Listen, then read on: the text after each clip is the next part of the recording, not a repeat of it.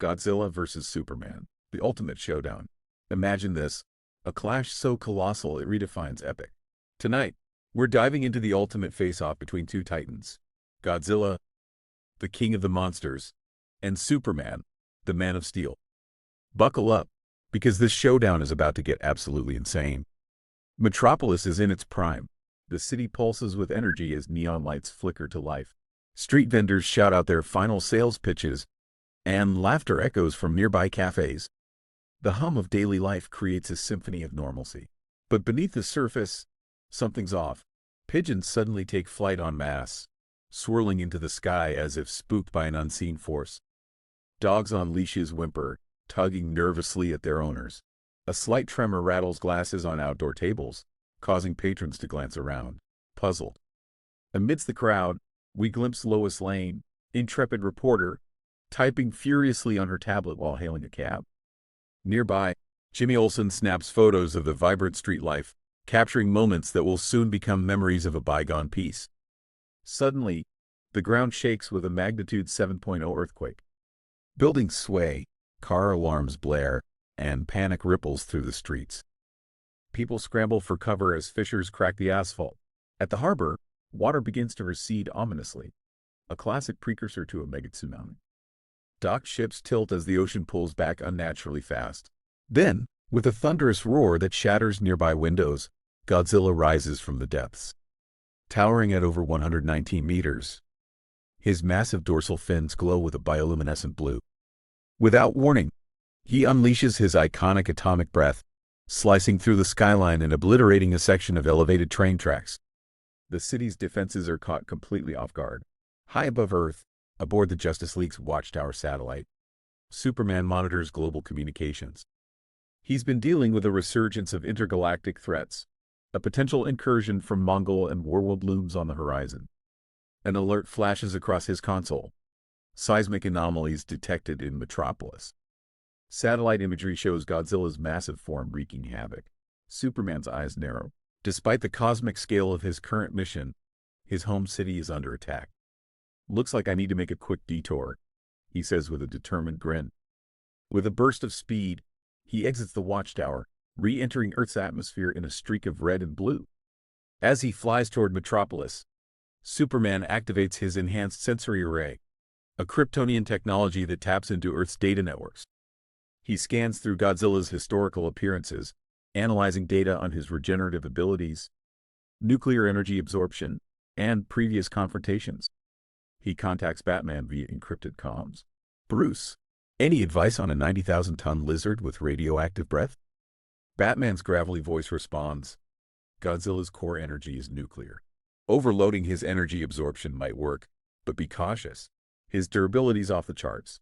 Superman adjusts his strategy, considering the use of his heat vision at specific frequencies and calculating the precise amount of force needed without causing a nuclear explosion. Superman arrives at the edge of the city where Godzilla is advancing. The two titans lock eyes. The ground trembles under Godzilla's footsteps, each one registering on seismographs worldwide. "Godzilla, you need to turn back." Superman's voice booms, hoping that some semblance of communication might be possible. But Godzilla replies with a deafening roar. "All right, guess we're doing this the hard way." Superman fires a focused blast of heat vision at Godzilla's feet, attempting to slow his progress. Godzilla responds with a swing of his massive tail, forcing Superman to dodge swiftly. The initial skirmish reveals to Superman the sheer scale of the challenge he's facing. Godzilla, agitated, charges his atomic breath again. The dorsal fins illuminate, and a massive blast shoots towards Superman. He counters with his heat vision, the two energy beams colliding in a brilliant display of photonic energy. The resulting explosion levels nearby buildings. Shockwaves ripple outward, shattering glass and knocking vehicles over. Emergency services scramble to evacuate civilians, but the devastation is spreading too fast. Superman strains against the force, feeling the heat push him back, a rare occurrence given his near invulnerability. "This is tougher than I thought," he mutters. For perhaps the first time, he feels the weight of true vulnerability. Realizing the collateral damage is too great, Superman disengages. He flies to a safe distance to reassess. Hovering above the city, he watches Godzilla continue his advance.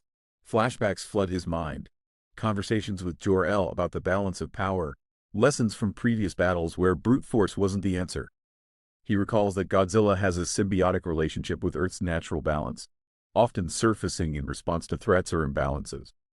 Maybe fighting isn't the solution, he thinks.